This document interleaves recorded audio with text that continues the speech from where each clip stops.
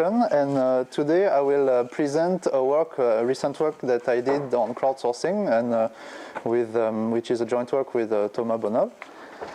And so let me first motivate quickly the problem before we delve into the hard stuff. So the idea of crowdsourcing is very simple: is that if you have a task which is repetitive, you can allocate it to different people for some form of low payment, and you receive a bunch of answers, and your job will be, so you have two jobs. First, to whom should I allocate the task, assuming that not everyone is equally skilled for those tasks. And the second task is, how do I infer the truth based on the answers that I've received? So in other words, how do I aggregate the answers? So in particular, it has become, so interestingly enough, it has become a common way to obtain labeled data when you want to try a machine learning algorithm. So as you all know, if you want to learn from data, you need to have at least some part of the data which is labeled in order to tell you what's the ground truth. And typically, to know the ground truth, you need to look at a bunch of images and be able to tell whether or not there's a cat on the image. That's a classic example. And since you don't want to do that 10,000 times, you allocate it to people on the internet, and they provide you with a label, accurate or not, and you pay them a few cents. And so a good example of this in the common practical world is called Amazon Mechanical Turk. It's basically a website for doing exactly what I said, and you can make people do anything you wish. For instance, I know that there are people who translated Moby Dick into emoticons. You know, whatever pleases the person who pays. Anyway, so you have two things you can do. So first, as I said, infer the ground truth to be able to get labels that are as accurate as possible. And the second thing that you can do is to find who are the spammers. And spammers are people who answer at random in order to take your money. And since you generally have a finite amount of money, you want to first detect them, then get rid of them, or inflict some form of punishment on them, whatever there is. Okay, so here the model we consider is arguably the simplest models of all. So you have tasks which are binary, +1 or -1. This is the answer to some binary question. And you have the ground truth, so which is also +1 or -1, and it's something that you don't know. So you assume that it's drawn IID uniform on 0, 1. And so T is the index of the task. So you have T tasks, and for each of them you have a ground truth. And the data that you obtain is called XIT. So XIT is simply the answer to task T by worker I. I call the labelers workers because they usually are workers. And so what does worker I do? It gives you the ground truth with probability alpha. So alpha is the probability that he actually answers the task. 1 plus theta I divided by 2. So theta I is the reliability of worker I, and you'll understand quickly why. So with probability alpha 1 minus theta I divided by 2, it gives you the contrary of the ground truth. It gives a false answer. And with probability 1 minus alpha, he gives you no answer. So alpha is simply the probability of answering. And theta I tells you how good is that worker actually. So if theta I is equal to 1, he always says the truth. If theta 1 is equal to -1, he always says the contrary of the truth. And if theta I is equal to 0, it's just noise. He answers at random. So what we will concentrate on here is how do we estimate. Can I talk? Oh, okay. I'm afraid that somebody's watching us. So anyway, how do you estimate the reliabilities? In particular, that tells you who are the spammers. So in the vocabulary of crowdsourcing, you talk about hammers. They are people who always say the truth, so theta I close to 1. Spammers, people who always answer at random, and liars, people who always say the contrary of the truth. So just one thing which is important is that liars are actually very useful. If you know that somebody is a liar, simply select the opposite of what he's telling you. So liars are not to be eliminated, contrary to spammers. But you have to be able to detect them, and that's the name of the game. So here there's a short example. So what does the problem actually look like? So assume you have 3 workers, 4 tasks, and people answer with, say, probability 3 over 4. And here I assume that the first worker is the best of all. It has reliability 0.6, second one 0.2, and the other one is a mild liar. So probability with reliability minus 0.2. So the data looks like that. This is latent. This is unknown, and this is what you observe. It's a matrix of -1, 0, and 1s.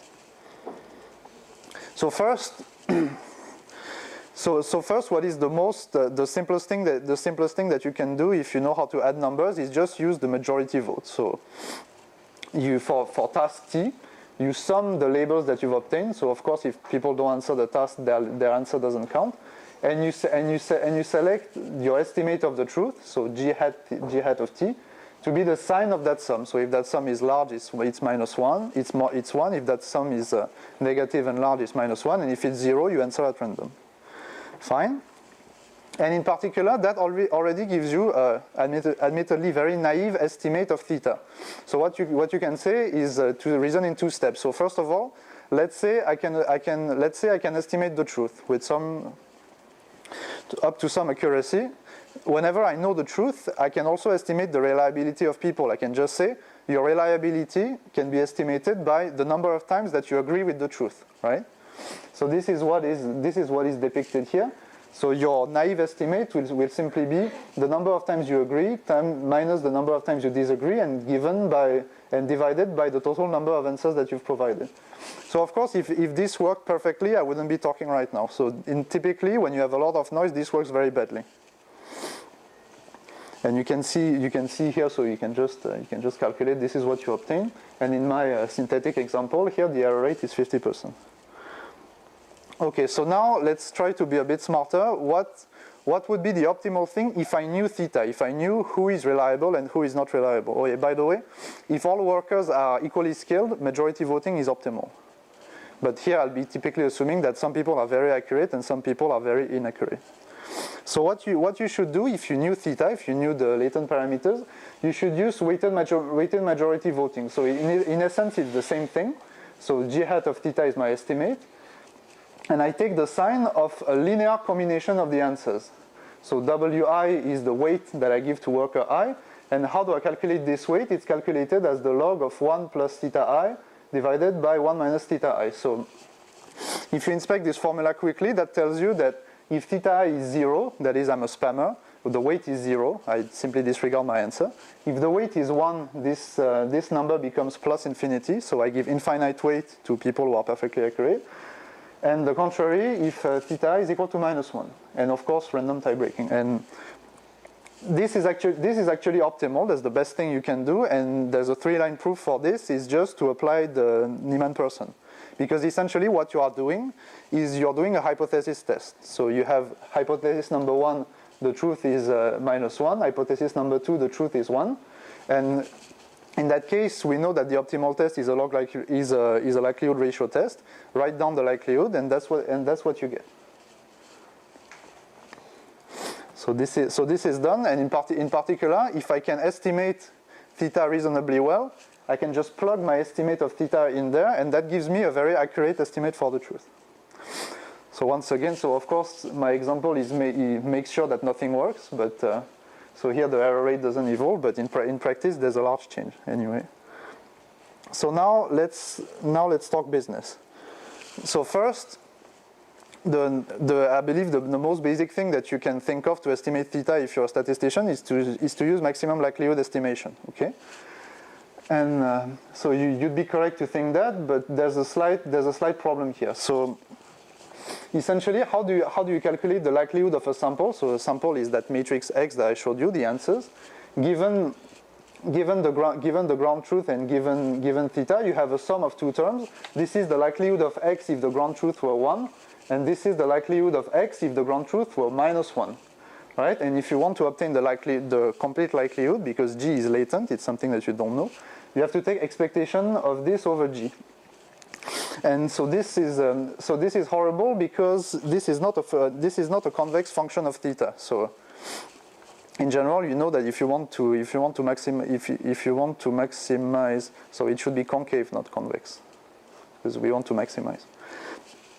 But this is not a concave function of theta, and in general, we don't know how to calculate this efficiently. So once again, if you're even more of a statistician, you would say, okay, this is actually typical. It's a problem where I have hidden variables. The hidden variables are the truth, and if I knew the truth, it would be easy to calculate the maximum likelihood. So what am I going to do? I'm going to use EM. And EM is the, so that's what, this is actually the initial approach to that problem back in 79. And so just for your information, back in the days, the workers were clinicians, and the ground truth was a diagnosis, sane or sick. So David and Skin proposed an estimator which is just apply EM to this problem without any convergence guarantee, because in general there are none. And then you had a more recent contribution by Zhang, Chen, Zhou, and Jordan, which essentially said that EM doesn't work, it probably doesn't work, but if I give it the right initialization, then it will work. So it's like if you want to maximize a non-concave function, if you start closer to the basin of attraction of the global maximum, then you're good. So in fact, what we claim in this work is that there's an initialization which is so good that you don't even need to run EM.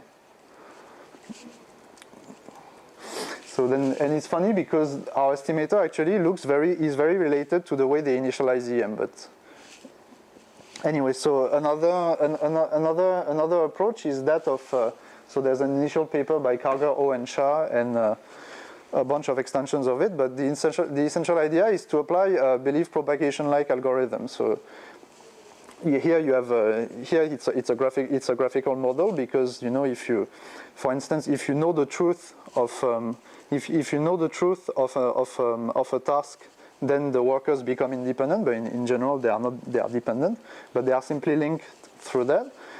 And that's about it. So apply belief propagation, and then they do some of the stuff that they know how to do to explain that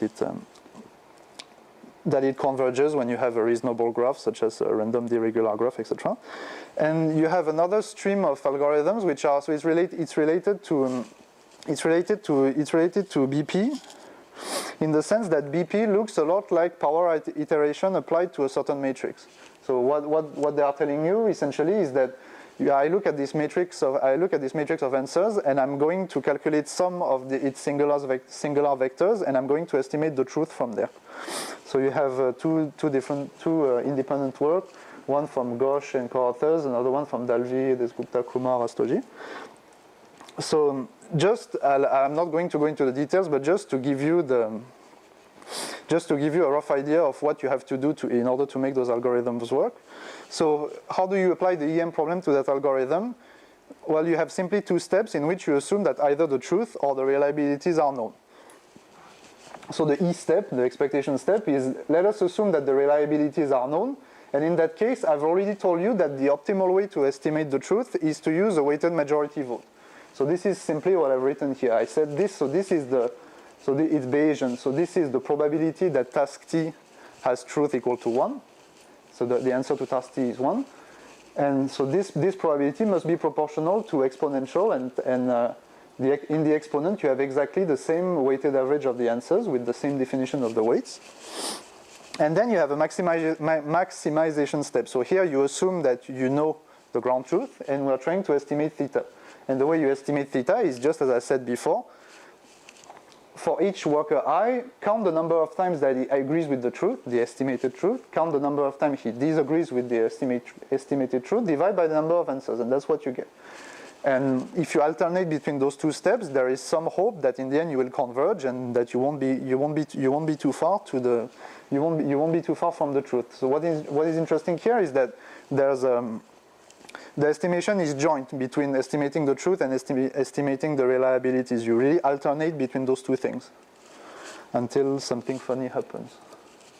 So the BP algorithm, once again, I'm not a BP specialist. I think there are people who know much more about this than myself. But here the idea is simply to say you have messages from worker to tasks and messages from tasks to workers.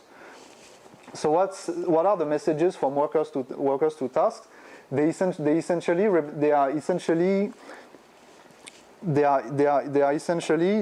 a function of the reliability of the worker. So in particular, if a worker is a spammer, this number here should be 0. And to the contrary, you have messages from tasks to workers. Those messages should be the estimated truth.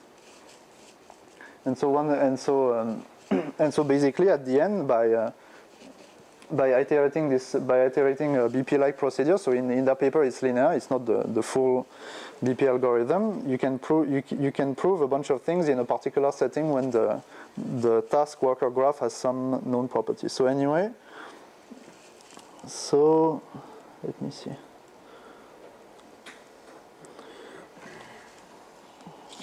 How much time do I have? So maybe I'll skip this, but I'll go, no. Actually, yeah, it should be rational of spectral algorithms / BP here, because all of those algorithms more or less derive from the same intuition. So the idea is to view everything as a matrix, and in particular,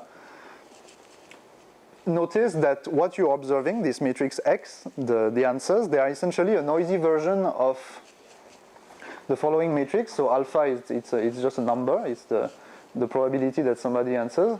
Theta is the reliability, and G is the truth. So if you multiply those two matrices, what you're observing in the answers, X is a noisy version of that thing.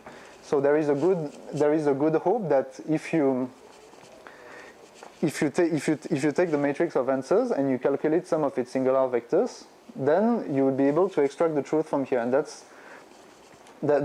what is written here. Essentially, one of the singular vectors is the truth divided by, I'm assuming that everything is normalized, divided by square root of the number of tasks, and here the other singular vector is basically the reliability vector divided by the norm. So once again, I'll skip the rest in the interest of time. But essentially, essentially, the way that you prove that those algorithms work is the same as all spectral algorithms. So first, assume that you know the matrix perfectly, and then add some noise to it, and then you have concentration inequalities on the eigenvalues and eigenvectors of the matrices of interest. And you can say that, well, if the noise is small enough, then the estimated vector will be close enough to what it should be, so on and so forth. Okay, so let's focus on what we did rather. So first, there's an interesting question, which is basic, but if you don't take care of this, everything falls apart. Is the problem of identifiability. In the model we're considering, and I believe in all crowdsourcing problems, you have a problem of identifiability. So what's identifiability? Oh my God. Identifiability. The point is that you want to retrieve a parameter, theta, the reliabilities, from the answers of the workers. So the model is identifiable if and only, I did it this time, if and only if, when you change theta, the distribution of x changes, correct? Because if under two different parameters the distribution of x is the same, there is no hope of retrieving theta, right? At least not with arbitrarily small error. And so maybe let me just pause for a moment, and it's extremely simple to understand that. If you think of the following situation, you're in a room where everyone agrees, and in this room it's impossible to know whether everyone is telling the truth or if everyone is lying, right? Sounds reasonable. But on the other hand, if you knew something about at least one guy, you'd be able to break this symmetry and you'd be done. But here we do have that problem. So in fact, we have two problems. So the second problem that I was talking about is the problem of sign. You can't distinguish the case where everyone lies and the case where everyone tells the truth. So more precisely, you can't distinguish between theta and minus theta. The distribution of the answers is the same. So there's nothing you can do. And second thing, which is perhaps a bit more subtle, is that you can't distinguish. So look at the following setting. You have only two workers here, 1 and 2, which are informative. So the theta 1, theta 2 are different from 0, and all the other ones are spammers. So the point, and you can calculate that. Just write down the distribution of x for both cases. Is that it's impossible to distinguish this case from the case where I switch worker 1 and 2. So the point is, the intuition behind this is that I'm going to learn something about theta through correlations. So I'm going to look at pairs of people and I'm going to see how often they agree. And the point is that the probability of agreeing is linked to the product between theta 1 and theta 2. So if I do anything that leaves the product of theta 1, theta 2 unchanged, the distribution of x doesn't change, so we are toast. So conclusion, if we want parameters to be identifiable, we need two things. So first of all, we need to have at least three workers whom are informative. So informative just means you are not a perfect spammer. Your theta is different from 0. So that's the first condition right here. And so I'll prove that this is sufficient, of course, but believe me for now. And second condition, you have to prove that on average people say the truth. So it doesn't mean that this signal is very strong. It just means that I have to break the symmetry between theta and minus theta. So I assume that the sum of theta is greater than 0. So what this is saying is that if you take the majority vote amongst people, it doesn't have to be good, but it has to be epsilon better than random, with epsilon as small as you wish, but epsilon cannot be 0. Okay, so now, of course, by my previous argument, you understand that if people are close to spammers, so even if they satisfy my conditions, or if the majority is close to being random, I'm going to have a problem. It's going to be difficult to estimate things. So what we do here is the most natural thing to do. We introduce two complexity measures on the problem. So first complexity measure is, so it's a bit tricky here. So here is the product between theta I and theta j, so the product of the reliability of theta I and j. So here I take a square root. You'll understand why. It's just to be homogeneous, but you'll understand why later. And here, so I take the minimum on all k of the maximum of all ij different from k. So that means if I'm for any k, I can find two other workers, so they form a triangle, such that those two other workers are better than A. So you can in that model you can very well have only 3 informative workers. That doesn't matter, but you need them to be greater than A. And here I assume that the sum of theta i's is greater than B. And of course, the things are going to get interesting. The problem is going to get hard when either A or B go to 0. But they don't have to go to 0 together. You can very well imagine that this is very small and this is 1, for instance. On the other hand, you can make this proportional to n and this small if you wish. Anyway, so this being said, the first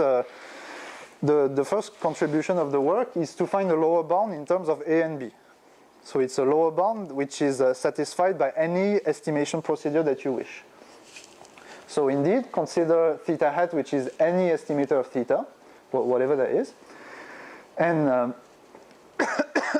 and what I'm going to bound here is the minimax error. So the minimax error means that I take an algorithm and I look at the worst performance of this algorithm on a set of problems. So here, the set of problems is theta of A and B, all the problems which have difficulty A and B.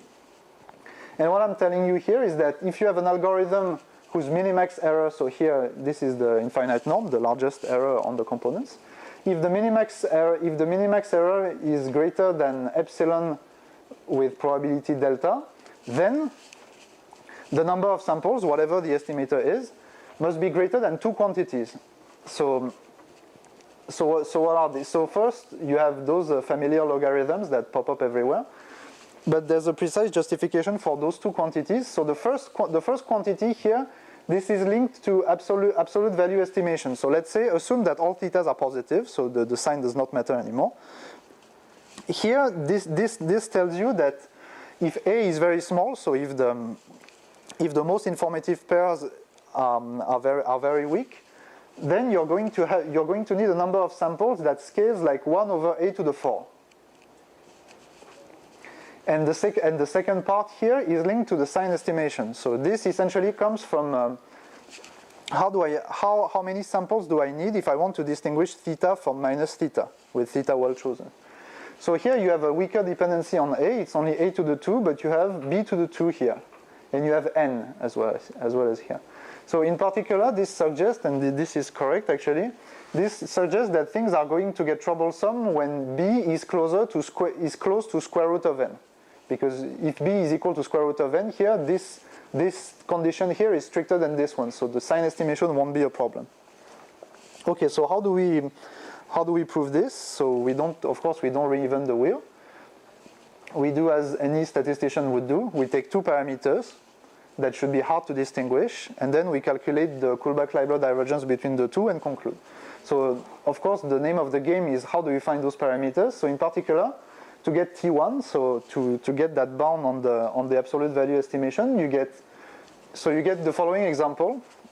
So you have the first worker, which is perfect, always tells the truth, and the two second have reliability A. And then you take another parameter in which the first one is slightly less good, and the two others are slightly better. And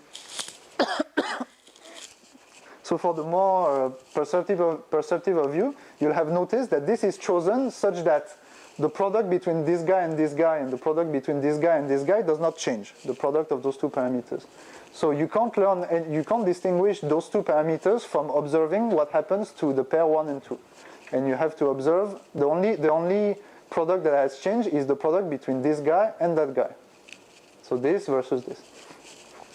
And in order to get T2, which is this bound on sign estimation error, so what we do is more or less the same idea, but by flipping signs.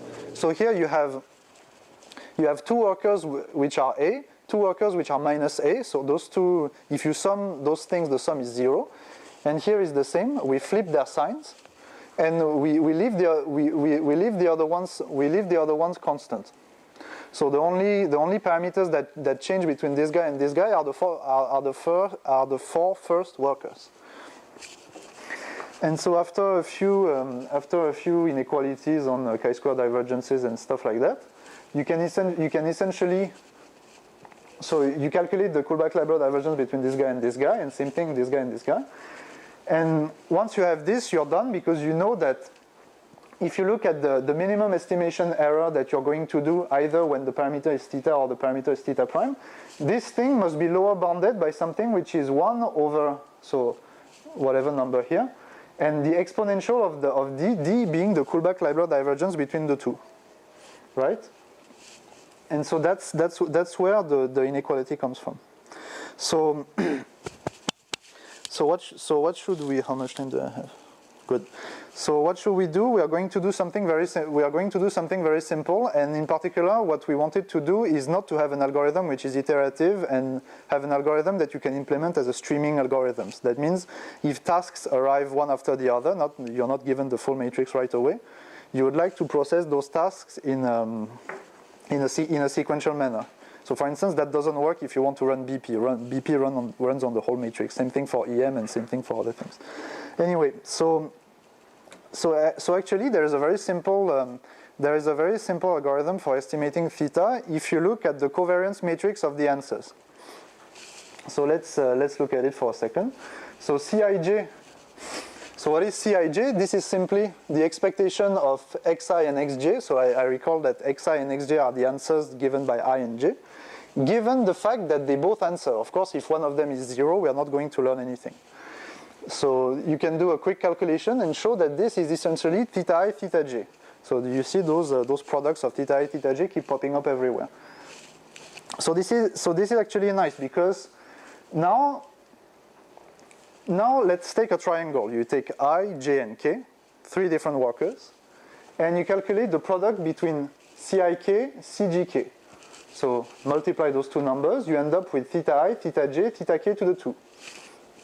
And now we are done, because theta I, theta j is precisely Cij. So if I take that number here divided by that number here, I obtain exactly theta k to the 2. So I can just take a square root and that's it. I have the absolute value, right? And that works for any triangle that you wish. So I'll tell you how to choose a triangle afterwards. So now we have the absolute value of theta k, right? So how do we get the sign? The sign follows for more or less the same trick. I mean another trick, but linked to C. So let's look at what happens when we sum the Cik for some fixed k. So if you calculate the sum for I different from k of Cik, that gives you what? That gives you the sum of theta I with I different from k multiplied by theta k. And so the only term which is missing in this sum to have what we want is theta k to the 2. So we add it. So theta k to the 2 plus the sum over I of Cik. This is exactly theta k. So and multiply by the sum over I of theta I. And now we use our symmetry condition. We know that this guy is positive. Okay. So in particular, the sign of this guy is exactly the sign of this guy. And now we're all done, right? Because if I know how to estimate this, it's here already. And this I can estimate. I'll be able to estimate it by calculating how many times workers agree with each other. So I have the sign of theta k. So in a sense, the only thing that I'm telling you is that you have a nonlinear relationship between theta and c, and I can invert that relationship. And if I can invert that relationship, I can retrieve theta. So first estimate c and invert it. So now the point, we have to be a bit careful because there are many ways to invert it if you follow my reasoning. I've told you you can take any triangle that includes k, and that gives you the reliability of k. So I have to choose the triangle well. So that's what I've written here. You take a triangle IGK, and that gives you an estimate of theta square k. And so how should we choose ij, the triangle? So it turns out, and in fact this is quite reasonable, that we should choose ij such that the absolute value of this is maximum. Of course, if you know C perfectly accurately, nothing is going to matter. But now imagine that I add plus epsilon to all those terms everywhere. The sensitivity of that number with respect to epsilon, if you have Cij plus epsilon, is going to scale like 1 over Cij squared. So the larger Cij, the happier we are. You just do a Taylor development if you want. So that's for the triangle. And so now how should we decide the sign? Because once again, we have many choices for the sign. So here the idea is the same. So I know that the sign of theta k is the sign of this number, so theta square k. I know how to estimate this, and the sum of Cik. So once again, if you have a bunch of random variables and you want to estimate the sign of one of them, what is the best choice, if you want to be as accurate as possible, is to select the random variable with the largest absolute value, right? So once again, imagine that I add plus epsilons everywhere. The greater the absolute value of this, and the smaller the chance will be that I'll make a mistake. So indeed, what you should do is select k star, which is the argmax of that number. And what that number is telling you that essentially, if you want to know the sign of k star, you should first estimate how accurate in absolute value that guy is, and then add the majority vote to it. That's what it is. And of course, if I know the sign of one guy, I know the sign of all the others. Remember my example with a room full of liars? If I know that one guy is a liar, everyone is a liar. We're done. Okay, so I think you might be thinking I'm getting repetitive, but so let's put hats everywhere now. So, well, I don't have C, so I estimate it with Cij, and once again, with the most natural quantity that you can think of. It's the number of times that I and j agree and divided by the number of times that they have answered together. Then output the estimate of the absolute value of theta, which is the number that I wrote by selecting the most informative pair. And then estimate the sign of theta by using this trick involving the majority vote plus your own reliability. And so the trick, of course, is that first you estimate the sign of theta k star, one of the guys, probably the most accurate worker, and then from that you can deduce the sign of everyone else just based on how correlated they are with k star. Because you know for a fact that, so look at here for a moment, you know that Ck star is the sign of this is the sign of k multiplied by the sign of k star. So cancels with k star, and we are good.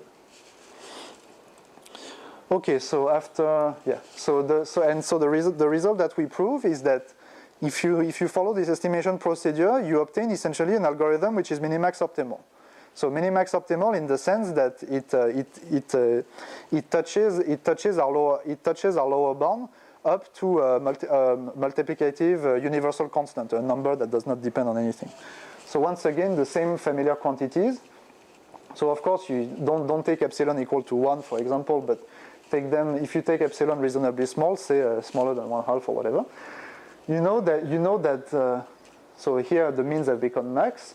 So the maximal, the probability that you make an error greater than epsilon on all problems of my class, the probability of this is smaller than delta whenever I have enough samples. And what is enough samples is precisely those two fundamental limits that I've named before. So remember, this is exactly what you have when you need to estimate the absolute value of theta, and this is exactly, once again, what you have when you want to estimate the sign. And here, so C1 and C2, those are universal constants, say 2, 7, the age of the universe, etc. So, sorry. So yeah, just I might be repeating myself, but just for the sake of it. So as I said, here this algorithm is a streaming algorithm, right? Because if tasks arrive sequentially, I can just keep an estimate of Cij, which will evolve with time. And the only thing I need to store is indeed this matrix Cij, and you can you should see quite clearly that the number of operations that I need every time a task arrives is proportional to n squared. N is the number of workers. So it's I believe that you can't. No, actually, I don't know if you can do that with less memory and as much statistical accuracy, but that's an open problem, I guess. Anyway, so now we did a bunch of experiments with that, both on synthetic data and real data sets. So here we selected two prototypical examples. So the first example is when you have 3 experts and everyone else is a spammer. So this is in some sense a hard problem because this is more or less the parameters that I use when I want to calculate my lower bound. So here B does not scale with n in particular. And here you have a random model where what you do is that you draw theta uniformly on -1 + 1, and if the sign of the sum is negative, you multiply by -1. This is just to ensure that my symmetry condition holds. So in that case, A is rather high, I mean if n is large, and B, the quality of the majority, is close to square root of n. And here alpha equals 1/2. So here what we looked at is 2 things. So the first is the prediction error. So how well you estimate the truth. What's the percentage of misestimating the truth? What's the amount of time you misestimate the truth? And the second thing is the estimation error. So once again, it's just the L square error between your estimate and the true parameter, and we normalize it because that thing has a norm which is lesser than square root of n, if I'm not mistaken. Okay, and another thing. So we don't have theoretical guarantees for that, but it's a good experiment in practice. Is how well do we detect spammers using those algorithms? So what you assume. So well, remember in my model, good workers are something like 0.8. So I can safely say that if somebody has a parameter lesser than 1/3, this guy is a spammer. He answers mostly randomly. And we consider two performance measures, which are essentially false alarm and I don't know what the other one is called, type 1 and type 2 error, if you will. So the probability. So this is the probability of classifying a hammer as a spammer, and this is the probability of classifying a spammer as a hammer. So precision and recall. So of course, yeah, just in case it's not clear, the way that we do this is just we run the algorithm, we estimate thetas, we obtain theta hat. If theta hat of I is greater than 1/3, we say that you're a hammer, and otherwise we say that you're a spammer. Okay, so you have a bunch of curves here. So I'll try to focus on what is. I'll try to focus on what is important here. So we compared with, so MV is the majority vote, EM is the standard EM algorithm, like the DeWitt and Skin algorithm, BP is the algorithm of Karger, O, and Shah, TE is our estimator, TE for triangular estimation because we do triangles, and TE EM is a sort of hybrid where first we estimate the reliabilities using TE and then we run steps of EM from that initialization. So what's the insight that we gain here? So the first insight is that everything works reasonably well. So what is funny is that BP is noticeably worse than the others in this case. But once again, this is I believe this is simply due to the fact that we don't have many workers. You know, BP, you can prove that BP works when you have infinitely many workers. But if the number of workers is 4, I don't know. And what else could we say about this? So the other thing that we can say is that it's not always better if you have TE. It's not always better to use an EM step afterwards. It's inconsistent. Sometimes applying EM steps improves the estimate. Sometimes it doesn't, and I don't really have a clear understanding of why. And it's even more surprising because what the Jordan paper is telling you essentially is that use something which looks like TE, although the sign estimation is different. Then apply EM for one step, and then you're good. But at least numerically, this doesn't particularly shine through. And same thing. So what else is interesting to say? So yeah, here for instance, you can see clearly that what I'm saying is true. So if I use TE, I'm here. So of course, low is better. This is number of workers. This is the estimation error. And if I do TE and then I apply a few steps of EM, I think it's 10 if I'm not mistaken. Things become worse, and you do even worse than the majority vote, which is by all means ridiculous. That means your algorithm has lost it. Anyway, so I'm not going to talk about this for too long. And the other interesting fact is that in general, this T algorithm has a very good spammer detection procedure. So I don't know why. I can't give you a justification why theoretically it should be better than Jordan's algorithm or BP or whatever there is, but it's an observation that you can make. So on and so forth. So I'll move on to something which is perhaps a bit more interesting, is what happens when you apply those algorithms to real data sets. So there are a bunch of real data sets available online. So it's just like in community detection, they have funny names. So the bird data set, the dog data set, the Duchenne data set. So instead of looking at all those numbers, the only important information is that bird and web are data sets in which you have a lot of labels. They are large data sets. And they are also data sets when you have a high degree. That means each task has been rated by a large number of people, and each person has answered a large number of tasks. You realize that if this is not true, for instance, if one worker has a small degree, it's impossible to judge how good he is. Right? So my observations in a nutshell is that on those data sets, more or less nothing works. So for me, working means beating significantly the majority, because the majority it's a naive algorithm. So if you don't beat the naive algorithm, your approach doesn't work. So, and yeah, of course, the bold thing means the best, and there is no significant improvement for any of the proposed approaches. I mean, 1%, but that's nothing. It's just noise. On the other hand, for those data sets, in particular for web, you have a noticeable improvement. So here, the majority vote has a probability 14% to fail, and you can see that so all of the considered algorithms do significantly better. So BP seems to work the best. EM a little bit less. Our algorithm is more or less the same as BP. And once again, as I said, this is our algorithm plus a step of EM. It doesn't work better. It makes things worse, actually. So once again, I don't know how to explain why, but it seems to happen consistently.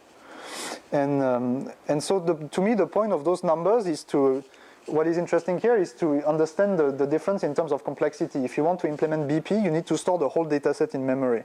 So if you have a running production system, to me, that's not very reasonable. And and also you rely on something which is iterative. And you know, whenever something is iterative, you don't have a trigger warning that says, okay, stop, we have converged. You don't know. So you run a few iterations and hope for the best. Here, nothing is in our algorithm. Nothing is iterative. It's just adding numbers and calculating square roots, which I think is something I'll trust at least. Okay, so that's the conclusion. Blah blah. So so we have an algorithm which is minimax optimal. It has low complexity. It detects the spam as well. And oh yeah, by the way, something that I forgot to say, but if you look at the Jordan paper in detail, they claim to have an algorithm which is optimal, but their lower bound is not tight. And the way that we prove that their lower bound is not tight is that we have a higher lower bound. So ours must be correct since it's achievable. Their bound is not achievable. There's a 1 over square root of alpha, I believe, when the correct dependence is alpha.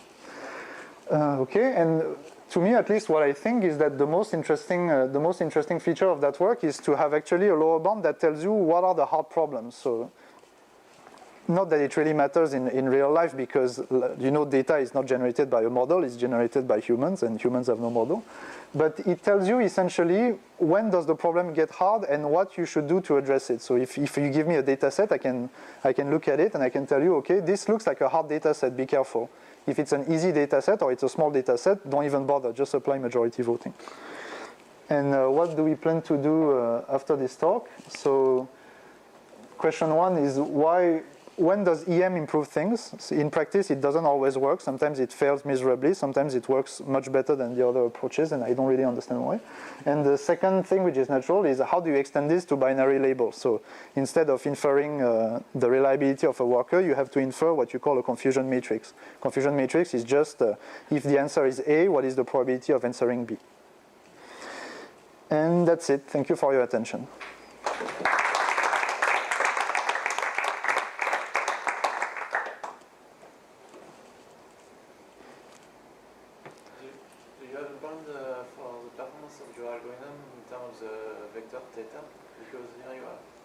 You are basically showing that your algorithm is very good on very hard instances, but do you have a bound which depends on the instance? Like a problem-dependent bound? Good question. But I don't know how you derive that because you'd have to assume something, right? You know, like what you do in Bendis, where you say, okay, my algorithm, it can be good or bad on certain instances, but as time goes to infinity, it must be rather good. So I'm not speaking about the lower bound. The upper bound. Oh yeah, of course. Everything is in the what we do when we derive the upper bounds. It's first we obtain a bound that depends on theta, the theta I, etc. And then I just say theta is in that set, therefore nya nya nya. But for the lower bound, it's not very clear.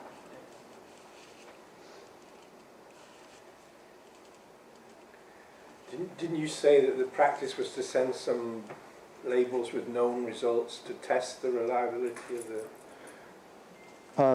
the workers? I mean, so you could do that, but that's not what we did. Here we assume that. I just wondered if that was what's done in practice. I thought you said that. I thought I caught that.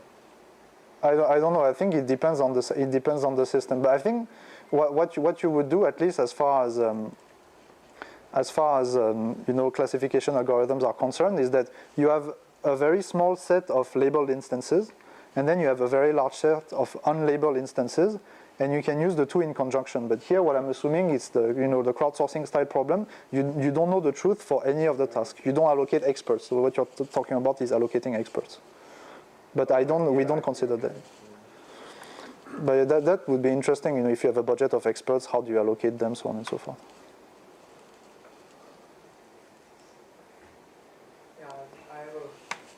Very related question. I think maybe the same question for us. It's how many people do you need to?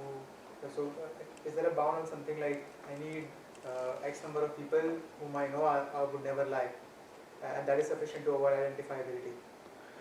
Is there anything like that? I don't believe so. So.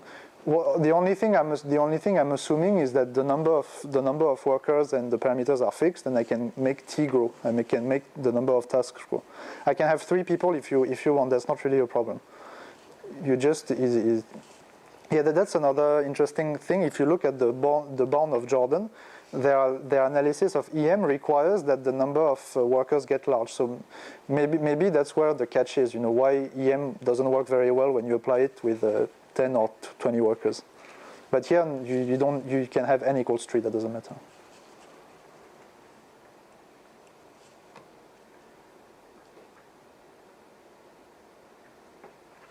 with your online algorithm, would you in practice sack workers progressively as you decide that they're spammers or liars? So I'm not an economist, but one thing that you could imagine is that, you know, if you have a service in which you receive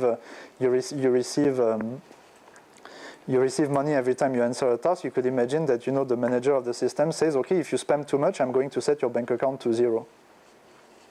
Well, You could, I mean, technically you could do stop that. paying them, you just stop saying. Yeah, no, I agree. But I mean, you can think of all sorts of control mechanisms. I don't know what is reasonable and what is legal also, because Brexit, yeah.